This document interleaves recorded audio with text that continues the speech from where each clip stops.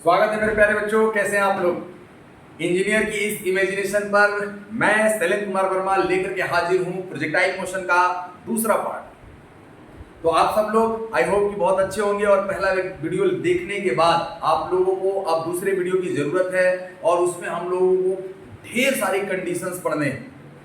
हम लोग को अलग अलग लेवल के क्वेश्चंस करने के लिए, चाहे वो किसी भी कॉम्पिटिटिव एग्जाम के हो, उसके लिए हम लोगों को बहुत सारा प्रैक्टिस करना है और उसके फॉर्मूलों को याद रखने के तरीके देखने हैं। तो मेरे प्यारे बच्चों, जल्दी से हम लोग शुरू करते हैं विद रिवीजन। जो हम लोगों ने पहला पार्ट किया हुआ है, हम लोगों ने प्रोजेक्टाइल मोशन का पहला पार्ट यानी जो इंट्रोडक्टरी पार्ट था वो पहले ही कर चुके हैं। एकदम बेसिक फॉर्मूले, बेसिक डेफिनेशन, क्या होता है प्रोजेक्टाइल मोशन और कैसे हमारे पास काम प्रोजेक्टाइल मोशन के फॉर्मूले हम लोग निकालते हैं, वो हम लोग देख चुके हैं।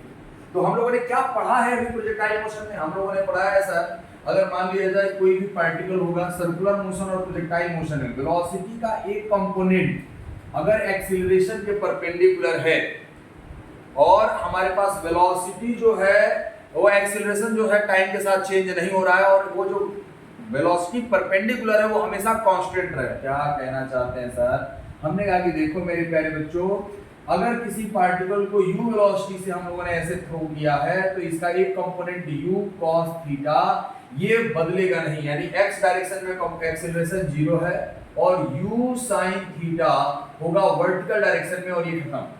और एक्सीलरेशन ड्यू टू ग्रेविटी हमारे पास g नीचे की तरफ काम कर रहा है, ये प्रोजेक्टाइल पाथ होगा। कैसा होगा? Projectile path. और इस वेलोसिटी को ही हम लोग इसी मोशन को कहते हैं प्रोजेक्टाइल मोशन। अब देखो, ये जो हमारे पास वेलोसिटी है कांस्टेंट है और एक्सीलरेशन इसके परपेंडिकुलर है और एक और वेलोसिटी है, तभी हमारे पास क्या होगा? प्रोजेक्टाइल मोशन करेगा। क्या करेगा भैया? Projectile motion. यानी हमारे पास, अच्छा अगर ये नहीं भी होता तब भी प्रोजेक्टाइल हमारे पास मोशन करता, ये इसके अगर परपेंडिकुलर डायरेक्शन में एक्सीलरेशन है। अब हमने कहा कि ठीक है सर, इसमें हम लोग तीन चीजें देख चुके हैं। तीन चीजें क्या, इनफैक्ट चार चीजें देख चुके हैं। हाइट देख चुके हैं, रेंज देख चुके हैं और टाइम ऑफ फ्लाइट टोटल देख चुके हैं और इक्वेशन देख चुके हैं। तो टाइम ऑफ फ्लाइट का फॉर्मूला क्या है? 2u sin थीटा अपॉन में g। r का फॉर्मूला क्या है? u square sin 2 theta upon में g। और h का फॉर्मूला है हमारे पास u square sin square theta upon में 2g। और हम लोग इक्वेशन की बात करेंगे, प्रोजेक्टाइल का इक्वेशन जो है, ये प्रोजेक्टाइल पाथ का इक्वेशन जो है x tan theta minus g x square upon 2u square cos square theta. तो मेरे प्यारे बच्चों, हम लोग यहां तक ये सभी फॉर्मूलों का डेरिवेशन और इसका एक्स्ट्रा पार्ट हम लोग देख चुके हैं और ये हम लोग जानते हैं। जिन लोगों ने ना देखा हो तो प्रोजेक्टाइल मोशन का जो पहला पार्ट है उसको आप लोग वीडियो देख सकते हैं, जो कि इंजीनियर की इमेजिनेशन चैनल पर आप लोगों को मिल जाएगा। अब हमने कहा कि ठीक है सर, ये t = 2u sin theta upon g आ गया। रेंज हमारे पास कितनी, डिस्टेंस इनिशियल से फाइनल पे हमारे पास कितना जा रहा है, वो चीज हम लोगों ने देख लिया है। अब हम लोगों को ये समझना है कि रेंज कब मैक्सिमम होगा सर, और मैक्सिमम रेंज हाइट में क्या रिलेशन होगा सर। अगर हाइट हमें मैक्सिमम करना होगा तो कितने एंगल पर प्रोजेक्शन करेंगे, ये सब बेसिक बातें और अच्छे इंक्लाइंडेड और हॉरिजॉन्टल प्रोजेक्टाइल मोशन के बारे में भी हम लोग को बातचीत करना है। तो अब हम लोग कहेंगे condition for maximum range. Condition for maximum range, तो जल्दी से ये नोट कर लिया होगा आप लोगों ने, कंडीशन फॉर मैक्सिमम रेंज। तो हम लोग का हेडिंग क्या है बच्चा लोग? Condition for maximum range. देखिए भाई, condition for maximum range. Condition for maximum range. अब हमको बताइए, देखिए भाई, रेंज का क्या फॉर्मूला है? r = u square sin 2 theta upon में g। अब देखो, अगर हम स्पीड बढ़ा करके रेंज बढ़ाएंगे तो क्या रेंज बढ़ाएंगे? रेंज हमें तब बढ़ाना है जब स्पीड कांस्टेंट हो। माने स्पीड हमने कह दिया कि अगर 10 मीटर पर सेकंड से, उसमें आप सबसे दूर कब फेंक पाएंगे। हमने कहा लो 10 मीटर पर सेकंड से ऐसे फेंक दिया, ये यहीं पे रह गया। 10 मीटर पर सेकंड से ऊपर ऐसे फेंका तो भी यहाँ पर आकर के ऐसे आ गया है। मतलब रेंज 10 मीटर पर सेकंड की स्पीड से अगर किसी पार्टिकल को फेंक रहे हैं तो हम किस एंगल पर फेंकें? एंगल किस एंगल पर हम फेंकेंगे कि रेंज हमारे पास मैक्सिमम होगा। हमने आगे सर देखिए u और g कांस्टेंट है, दिए हुए हैं, गिवन है। अगर हमने कहा कि sin 2 थीटा जब मैक्सिमम होगा तो रेंज मैक्सिमम होगा, तो हमने कहा कि फॉर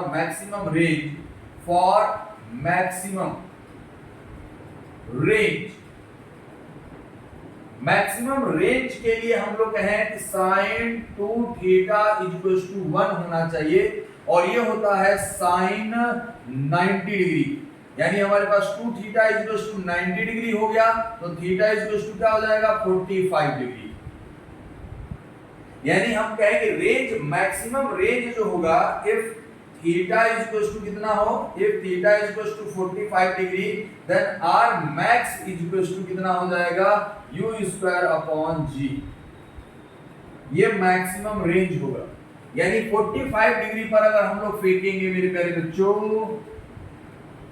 45 डिग्री पर अगर हम लोग फेंकेंगे तो इसका रेंज जो होगा वो मैक्सिमम होगा। u अगर ये हमने कह दिया 45 है, तो इतने रेंज पर अगर हम लोग फेंकेंगे ना, तो ये रेंज जो होगा हमारे पास r मैक्स आएगा, और इसकी वैल्यू कितनी होगी u स्क्वायर अपॉन g के बराबर होगी। ठीक है, यहां तक हम लोग समझ गए सर, कोई दिक्कत नहीं है। हम रेंज की वैल्यू हम लोग निकाल लेंगे, हम लोग को वैल्यू आता है, कोई दिक्कत नहीं।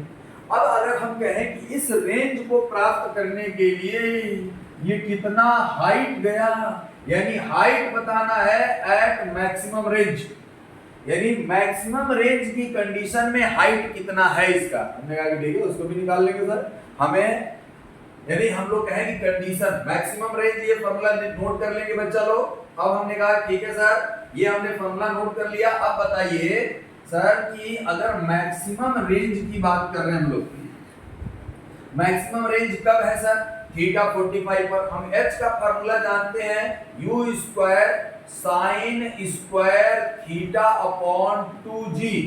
हमने कहा h जब हमारे पास at theta equals to 45 degree होगा, हाँ sir, h equals to 45 degree. अब 45 डिग्री होगा तो r यहां पर मैक्स हो गया।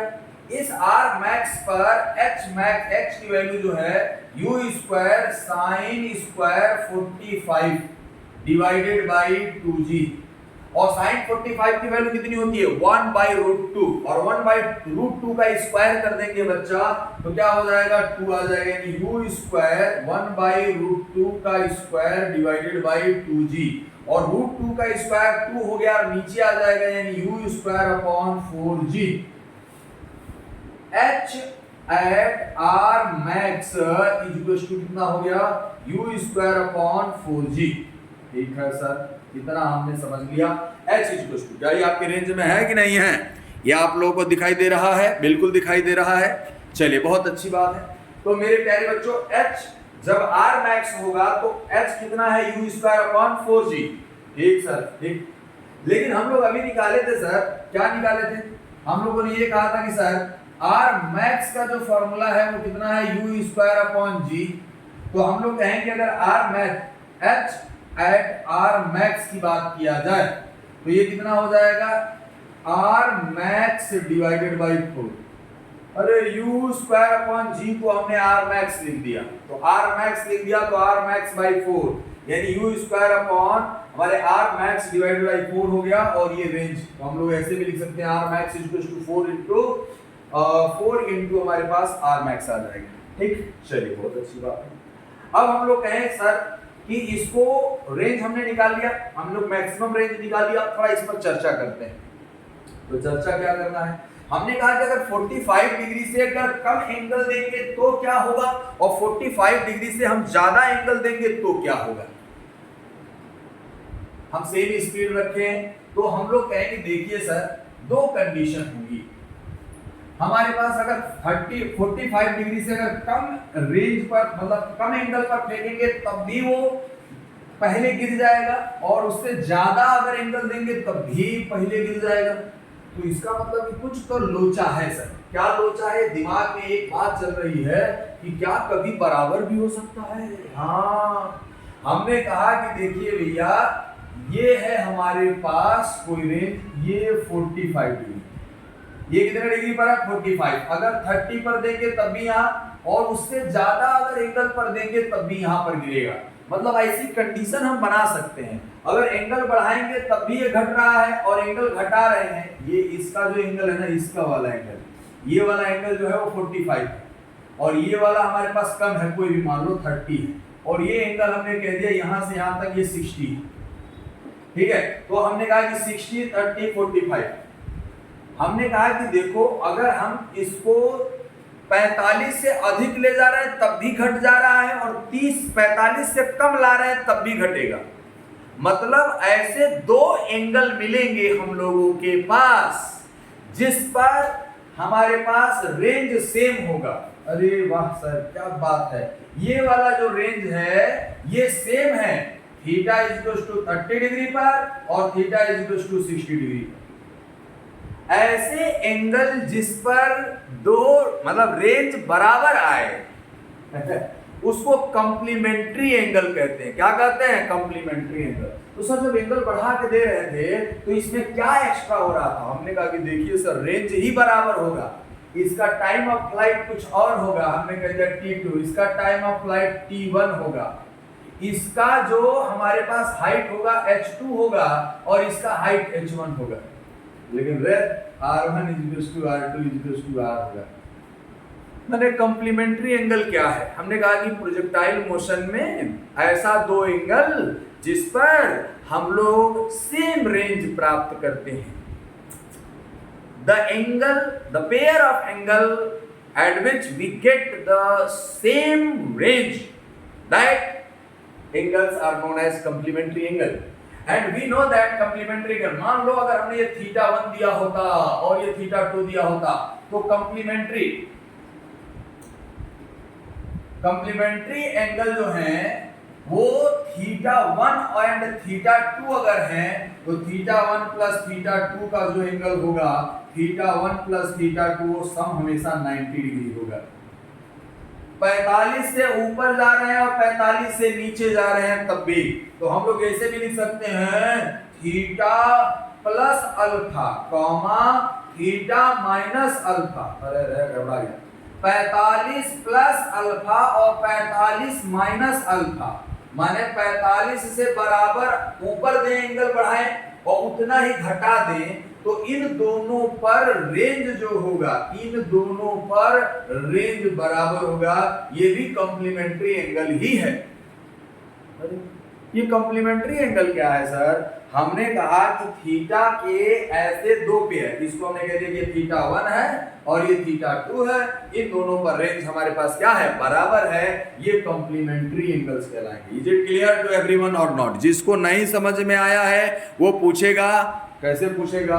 सर यहाँ पर तो हम पूछ नहीं सकते हैं। हमने कहा कि देखो बेटा, अगर तुम मैसेज करोगे, तुम टाइप करोगे तो उस पर हम अगला वीडियो, शॉर्ट वीडियो, जैसा भी हो वीडियो जरूर बनेगा, वो वीडियो बना करके मैं उसको अपलोड करूंगा। तो कॉम्प्लीमेंट्री एंगल का मतलब हमने कह दिया कि दोनों का सम क्या होना चाहिए।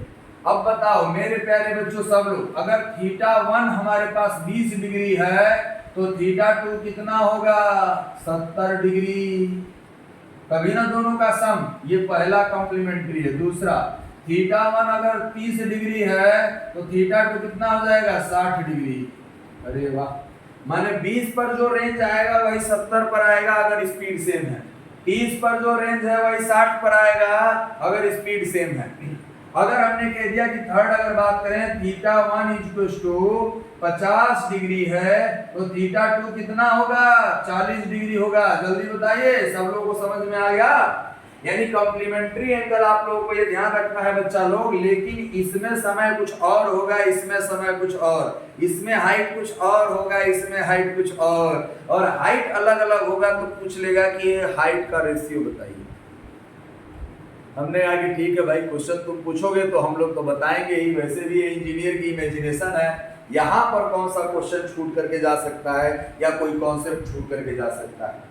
थोड़ा हम लोग धीरे धीरे है बच्चा, धीरे धीरे चल रहे हैं बच्चा लोग। क्यों धीरे धीरे चल रहे हैं? क्योंकि भाई समय भी थोड़ा सा अभाव रहता है और बाकी हम लोग इसको बहुत डिटेल में पढ़ेंगे, बहुत डिटेल, बहुत सारी चीजें मतलब यूट्यूब पर ही हम लोग डिस्कस करेंगे, लेकिन थोड़ा वक्त लगेगा। तुम मुझे समय दो, मैं तुम्हें सिलेक्शन दूंगा। तुम मुझे समय दो, मैं तुम्हें सिलेक्शन दूंगा। मेरे प्यारे बच्चों, इंजीनियर की इमेजिनेशन की ये डिमांड है, तुम मुझे समय दो, मैं तुम्हें सफलता दूंगा। चलिए, अब हमने कहा कि सर देखिए, आपने ये कहा कि सर एक एंगल हम लोग θ1 ले लिए, हमने कह दिया कि चलो ठीक है भैया θ1, और एक एंगल हम लोग θ2 ले लिए यहां से, इसका रेंज बराबर है। हमने कहा कि हाँ भाई ये तो बिल्कुल सही बात कह रहे हैं हम, हमने कहा कि रेंज बराबर है। हमने कह दिया कि आर ये यहां पर सेम है। आप कह रहे हैं कि सर इसमें टाइम t1 लग रहा है, इसमें टाइम t2 लग रहा है, तो हम लोग इस t1 और t2 का रेशियो निकालना चाहते हैं। यार निकाल लो यार, क्या दिक्कत है, स्पीड दोनों का बराबर है, तो t1 इक्वल्स टू क्या हो जाएगा बेटा, हमने कहा कि सर t1 इक्वल्स टू जो होगा वो होगा 2u sin θ1 अपॉन में g, और t2 equals to 2u sin θ2 upon में g। अब बताइए, हम जानते हैं θ1 प्लस θ2 इक्वल्स टू जो है वो कितना दिया है, 90 डिग्री कॉम्प्लीमेंट्री एंगल है, तो θ2 इक्वल्स टू कितना हो जाएगा, 90 माइनस θ1, वैल्यू पुट कर देंगे तो t2 equals to 2u sin 90 minus θ1 divided by g। हम क्या लिख सकते हैं बच्चा, t2 equals to 2u cos θ1 divided by g। हाँ सर ये तो सही है, ये तो अच्छा हो गया सर। हमने कहा कि अच्छा अभी नहीं हुआ बेटा, देखो इन दोनों को डिवाइड कर दिया जाए। हमने कहा कि देख भाई, अगर हम इन दोनों को डिवाइड कर दूंगा तो t1 upon t2 equals to 2u sin θ1 divided by g divided by 2u cos θ1 divided by g। g से g कट गया, 2u से 2u कट गया और बन गया tan θ1। सर हर जगह तो tan थीटा दिया रहता है। हमने कहा कि इंजीनियर की इमेजिनेशन का ये जादू है बेटा, अभी बताता हूं तुमको कहां गलती होती है और क्या गलती होती है जल्दबाजी में। मैंने कहा कि देखो इसको नोट कर लीजिए जल्दी से, इसको पॉज करके मेरे प्यारे बच्चों, t1 अपॉन t2, अगर आप कंपटीशन के लिए हैं तो इसको नोट करने की कोई जरूरत नहीं है, आपको केवल ये नोट करना है कि t1 अपॉन t2 कितना होगा। तो बता दो मेरे प्यारे शिष्यों, मेरे प्यारे बच्चों, t1 अपॉन t2 कैसा होगा, t1 upon t2 equals to हो जाएगा tan θ1। हमने कहा कि देखो बच्चा, अगर यहां पर t1 लिए हैं तो यहां पर θ1 लेना पहला एंगल, जो एंगल अगर यही आप कहते रहे ना कि t2 बटे t1 है तो इसको लिख लेना tan θ2, जो ऊपर होगा वही एंगल लिया जाएगा। कैसे इसमें गड़बड़ होता है, देखो क्या गड़बड़ होता है बेटा, हमसे एंगल तो दिया होगा θ1 इक्वल्स टू 30 डिग्री, और पहले कहेगा कि 30 डिग्री है और 60 डिग्री है, तो इसमें θ1 और θ2 तो दिखता नहीं, दिक्कत हो जाती है। तो हम लोग कहेंगे t2 बटे t1 पूछ लेगा तो क्या, हमने इसको 1 मान लिया, इसको 2 मान लिया, तो यहाँ पर tan 60 आएगा, tan 60, क्योंकि अगर इसको t2 तुम माने, इसको अगर θ2 माने हो बेटा और इसको θ1, तो देखो सबसे ज्यादा, सबसे मोस्ट इंपॉर्टेंट जो बात मैंने बताया उस चीज को नोट करिए और इस बात को समझिए और कंपेयर करिएगा किसी भी बुक से। उस बुक में थीटा दिया रहता है, उससे हम गड़बड़ हो जाते हैं। जो एंगल हमारे पास, जो टाइम, जो इसका टाइम हमसे पूछा जाएगा उसका थीटा यहाँ पर लिखिएगा, इसका भी डेरिवेशन आप कर सकते हैं, एकदम सिमिलरली ऐसा ही होगा। लेकिन अब t2 बटे t1 निकालना है, तो t2 बटे t1 निकालने के लिए हम लोग को θ1 और θ2 रखना पड़ेगा। तो सर इसी से हम लोग नहीं कर सकते हैं क्या, कर सकते हैं, देखो कैसे करेंगे, t2 बटे t1 equals to 1 upon tan θ1, और 1 अपॉन tan θ1 को ऊपर ले जाओ बेटा, ऊपर ले गए तो cot θ1, और cot θ1 को अगर हम लोग लिखे θ1 इक्वल्स टू क्या हो जाएगा, 90 माइनस θ2, तो हम लोग लिखेंगे cot 90 माइनस θ2, और cot 90 में सब प्लस होता है, cot का 10 हो जाएगा 90 पर, यानी tan θ2। अरे सर ये तो आ गया t2 बटे t1 tan θ2 आ गया। ऐसा मत सोचना है कि इसे हवा में लिख दिए हैं, इंजीनियर की इमेजिनेशन है बेटा, और इस चीज को हम लोगों को समझना है। जोरदार तरीके से इसमें हम लोगों को ये बात समझना है कि कब हमें θ1 लेना है और कब हमें θ2 लेना है, क्योंकि बुक्स में थीटा दिया रहता है और थीटा दिया रहता है तो बच्चा कौन सा थीटा लिया जाएगा उसमें गड़बड़ हो जाता है और रेशियो उल्टा आ जाता है, और रेशियो उल्टा ऑप्शन में दिया रहता है रेशियो, और वही ऑप्शन क्लिक हो जाता है। तो आपको ये ध्यान रखना है बच्चा। फिर से ये देखिए, इस बात को मैं एकदम दावे के साथ कह रहा हूं, इस चीज को थोड़ा आप लोग ध्यान रखेंगे और इस बात को समझेंगे। हमने कह दिया कि ये क्या है बेटा, T2 बटे T1 अगर होगा तो tan θ2 होगा, और T1 अपॉन T2 होगा तो क्या होगा, tan θ1 होगा। ये रेशियो में आप हमेशा याद रखिएगा। सर ठीक है मान लिए सर, आप हैं इंजीनियर की इमेजिनेशन है, H1 ये H2, क्या सर आप भी ऐसी बात करते हैं। मजा आ गया है ना? मजा आ गया तो कमेंट जरूर करना। अगर इस बात को समझ लिया बच्चा, कमेंट जरूर करना, मैं आपके कमेंट का इंतजार करूंगा। अब देखिए, अब हम लोगों को क्या निकालना है बच्चा, हम लोगों को निकालना है H1 और H2 हाइट।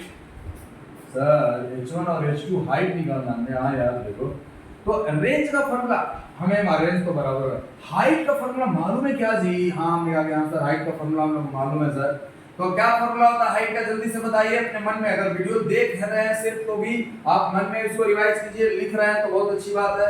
हाइट h होता है u square sine square theta by 2g। हाँ सर, अब बताइए अगर हमें h1 लिखना होगा तो u square sine square θ1 upon 2g लिखेंगे, और h2 लिखना होगा तो u square sine square θ2 upon g लिखेंगे। फिर वही कहानी, अरे θ1 प्लस θ2 इक्वल्स टू कितना होता है 90 डिग्री, तो θ2 इक्वल्स टू हो जाएगा 90 माइनस θ1, और इसको हम लोग cos 90 minus theta sine 90 minus theta cos theta होता है, और cos थीटा का स्क्वायर और इसको डिवाइड कर देंगे, यानी h1 upon h2 equals to हो जाएगा, देखो यहाँ पे साइन स्क्वायर थीटा, यहाँ पे cos स्क्वायर थीटा आ जाएगा tan स्क्वायर थीटा, क्या आ जाएगा tan square theta 1। Sir theta 1 फिर यहाँ पर आ गया, हमने कहा कि हाँ बेटवा यहाँ पर ध्यान रखिएगा, h2 बटे h1 पूछेगा ना, तो यहाँ पर tan स्क्वायर थीटा 2 लिखेंगे। क्यों tan थीटा 2? ये h2 जो है थीटा 2 के करस्पॉन्डिंग हाइट है, और ये h1 जो है थीटा 1 के करस्पॉन्डिंग हाइट है। इस फॉर्मूले को याद करिए, नोट करिए और लिख लीजिए। ये डेरिवेशन को हमने आगे नहीं किया क्योंकि थीटा का वैल्यू हम लोग जानते हैं, अभी हमने किया है तो ये आप लोग समझ सकते हैं। ठीक है मेरे प्यारे बच्चों, जल्दी से। अच्छा अब चलिए हम लोग आगे चलें मेरे प्यारे बच्चों, सब सही चल रहा है। अब हमने कह दिया कि ये हम लोग θ1 और θ2 तो हम लोगों ने फाइंड आउट कर लिया सर, बहुत अच्छा है। रेंज पर मैक्सिमम हाइट की कंडीशन, अच्छा सर केवल हम लोग रेंज और हाइट में रिलेशन नहीं निकाल सकते हैं क्या? निकाल सकते हैं। आओ देखिए जरा, आओ देखिए जरा इसमें कितना है दम। चल जम के रखना कदम गाना गा रहे हैं सर? अरे नहीं यार, बस ये बिठा रहे थे ना, तुम्हारा एंटरटेन कर रहे थे। चल आओ हम लोग आगे चले। हमने कहा कि देखिए सर, अभी आपने बताया था कि h इक्वल्स टू कितना होता है u square sine square theta upon 2g। हाँ sir, r equals to simple formula क्या है, u square sine 2 theta upon g। अब हमने कहा कि देखिए सर, अगर इन दोनों को डिवाइड कर दिया जाए, कर दो यार डिवाइड। हमने कह दिया कि अगर डिवाइड कर दिया जाएगा तो h upon r equals to कितना हो जाएगा, u square sine square theta upon 2g divided by u square 2 sine theta into cos theta divided by g। एक g से g कट गया, एक साइन से साइन कट गया, और u स्क्वायर से u स्क्वायर कट गया। देखो भाई ये 2 नीचे आ जाएगा और साइन थीटा बटे कॉस थीटा हमारे पास tan थीटा हो जाएगा। h upon r equals to tan theta upon 4। तो हम लोग क्या लिख सकते हैं भैया, देखिए सर हमने कह दिया कि r इक्वल्स टू 4h बटे tan थीटा, और r इक्वल्स टू हमारे पास क्या हो जाएगा 4h cot theta. 1/tan theta को cot थीटा लिखते हैं। सर ये फॉर्मूला लिखाने की क्या जरूरत है? हमने कहा कभी कभी जरूरत ऐसा होता है कि find the projectile angle, find the projection angle at which range is 2 times the maximum height, 4 times 3 times, तो हमें उसके लिए वैल्यू निकालना होता है थीटा का, हम लोग यहां से निकाल सकते हैं। फॉर एग्जांपल हम लोग कहें कि find the angle of projection eight which maximum height and range is equal. Range ये और हाइट, मैक्सिमम हाइट ये इक्वल हो जाए, वो एंगल निकाल सकते हैं क्या? आइए देखते हैं हम लोग। हमने कहा कि angle eight which a particle is thrown which will get equal range as height। तो आइए देखते हैं हम लोग एंगल कौन-सा होगा, कितना होगा। Angle of projection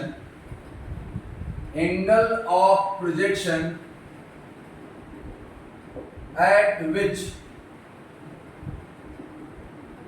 r is equals to h। तो हमने कहा कि r is equals to कितना होता है, 4h cot थीटा। यही सर हमने कहते कि r और h बराबर है, तो ये हो गया 1 divided by 4 is equals to cot theta. तो हमने कहा कि इसको 1/1 में कर लेते हैं, तो 4 इज इक्वल्स टू क्या हो जाएगा, tan theta. r is equals to 4h cot theta है और 1/4 cot थीटा यानी 4, यानी थीटा इज इक्वल्स टू कितना हो गया, tan इनवर्स 4। tan इनवर्स 4 इतने एंगल पर अगर हम लोग फेंकेंगे तो हमारे पास क्या होगा बच्चा, h और r हमारे पास बराबर आएंगे। h माने हाइट और रेंज दोनों क्या होंगे, बराबर होंगे, इक्वल होंगे, वो अलग अलग नहीं होंगे। ठीक है सर, ये भी हम लोग समझ गए, कोई दिक्कत नहीं। चलिए आगे चलते। ये मतलब डायरेक्ट क्वेश्चन में पूछा जाता है, तो ये इंपॉर्टेंट नहीं है। इंपॉर्टेंट तो ये है ना कि अगर हमें n times, r times, 2 times, 3 times, 5 times, 25 time करने के लिए, तो हम लोग थीटा का वैल्यू फाइंड आउट कर लेंगे। जी क्लियर टू एवरीवन और नॉट? क्लियर हो गया होगा, कमेंट जरूर करिएगा। नहीं क्लियर हुआ होगा बताइएगा, फिर से करेंगे इसको क्लियर। चलिए अब हमने कहा कि ठीक है, एंगल ऑफ प्रोजेक्शन एट विच हमने कह दिया कि r और h बराबर हो, तो theta is equal to tan inverse 4 होता है। अब देखिए ये 4 tan इनवर्स 45 से ज्यादा होगा कि कम होगा सर? 45 से ज्यादा होगा, क्योंकि 45 पर तो रेंज हमारे पास जो था वो 4 टाइम्स हाइट था, हाइट का 4 टाइम्स था।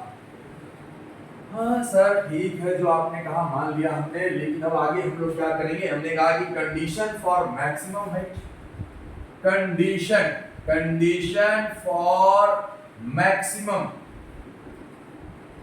Height, condition for maximum height. Maximum height कितना है sir? h is equals to u square sin square theta upon 2g।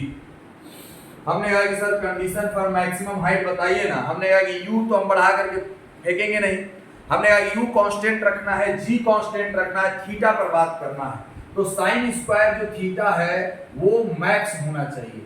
तो मैक्स अगर होगा तो sin थीटा मैक्स हो जाएगा। sin थीटा मैक्स मतलब हमारे पास इसमें दो एंगल आते हैं, प्लस में भी और एक माइनस में भी, -1 और +1 दोनों, तो उससे हम लोगों को लेना देना नहीं है। और इसकी वैल्यू कितनी होती है? sin थीटा मैक्स 1 हो सकता है, और ये कितना होता है? sin 90, यानी थीटा इज इक्वल टू हमारे पास कितना हो जाएगा? 90 डिग्री। यानी 90 डिग्री पर अगर हम लोग फेंकेंगे, 90 डिग्री पर if theta is equal to 90 degree vertically upward अगर फेंकेंगे तो h हाइट जो होगा वो u स्क्वायर अपॉन 2g होगा। ये मैक्सिमम हाइट है। ऊंचाइयों में भी सबसे ज्यादा ऊंचाई जो हम लोग कह रहे हैं वो u स्क्वायर अपॉन 2g है। Is it clear to everyone और नॉट? किसी को डाउट है तो तुरंत बताइए। लेकिन हमने कहा कि अगर मैक्सिमम रेंज है, if there is maximum height, if theta is equal to 90 degree, then range जो होगा, यानी हम लोग कहेंगे range is equal to u square sin 2 theta और sin u square sin 2 into 90 divided by g। तो g से sin 180, और sin 180 का वैल्यू लट्टू होता है यानी 0, यानी रेंज जो होगा वो 0 होगा। यानी अगर हम वर्टिकली अपवर्ड फेंकेंगे ना बेटा, देखो थोड़ा बहुत इधर उधर हो जाए, जहां से फेंकेंगे, थोड़ा ये इधर हो गया, थोड़ा इंक्लाइंटेड हो गया था, सीधे अगर जाएगा, अगर ये सीधे जाएगा ना तो यही मेरे हाथ में ही आएगा, कहीं दूर नहीं जाएगा, यानी रेंज 0 होगा। मैक्सिमम हाइट की कंडीशन में हमारे पास रेंज जो होता है वो 0 होता है। मेरे प्यारे बच्चों, आज के लिए हम लोगों ने जो कंडीशन देखा था प्रोजेक्टाइल मोशन का पार्ट 2, इसमें हम लोगों ने बहुत सारी कंडीशंस के बारे में बातचीत की और बहुत सारा हम लोगों ने डेरिवेशन के बारे में कहा कि टाइम कॉम्प्लीमेंट्री एंगल क्या होता है, कैसे होता है, हम लोगों ने उसका डेरिवेशन देखा। अगले लेक्चर में हम लोग हॉरिजॉन्टल प्रोजेक्टाइल मोशन और इंक्लाइंड प्रोजेक्टाइल मोशन के बारे में और हैवी क्वेश्चंस, जितने भी बड़े से बड़े क्वेश्चंस बन सकते हैं, उन क्वेश्चंस के बारे में बात करेंगे। तो तब तक के लिए बने रहिए आप लोग इंजीनियर की इमेजिनेशन पर। मिलते हैं अगली वीडियो में। Thank you to all of you मेरे प्यारे बच्चों।